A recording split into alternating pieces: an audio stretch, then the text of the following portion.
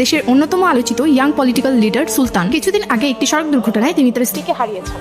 তবে আজ তাকে হঠাৎ করে গ্রেফতার করা হয়েছে। মানুষের মনে হাজারো প্রশ্ন থাকলেও একটি প্রশ্ন পুরো শহর জুড়ে ঘুরপাক খাচ্ছে। And that is why Mr. Sultan is getting arrested. Sir, কি চার্জ আনা হয়েছে আপনার উপর?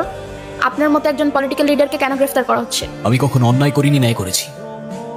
উপরওয়ালা আমার জীবনটা এত মানুষের ভালোবাসায় জান্নাতের মতো বানালেও কিছু মানুষ সেটা নরক বানিয়েছে। তাই পড়ছি আপনাদের সামনে, আপনাদের হয়ে নরকে। পুরো দেশ ব্যাপারটাকে রাজনৈতিক ভাবলেও ব্যাপারটা যে পার্সোনাল সেটা কেউ জানা না। কেন খুন করেছিলেন আপনার স্ত্রীকে? কোথায় আমার ওয়াইফের অ্যাক্সিডেন্টের জন্য আমায় সহানুভূতি দেখাবেন তা না, আপনি তো আমার পিছেই পড়ে গেলেন না। কোনটা অ্যাক্সিডেন্ট আর কোনটা মারার সেটা আমাকে শেখানোর প্রয়োজন। কি ভেবেছেন আপনি রাজনীতি করেন বলে সবকিছু থেকে বেঁচে যাবেন? এবার আপনাকে আইনের কাছে ধরা দিতেই হবে। ঠিক আর বেটিকের মাঝখানে একটা লাইন আছে স্যার, সেটাকে রাজনীতি বলে। আমি সেটাই করি, আর আপনার এই আইন সেই রাজনীতিতেই পড়ে।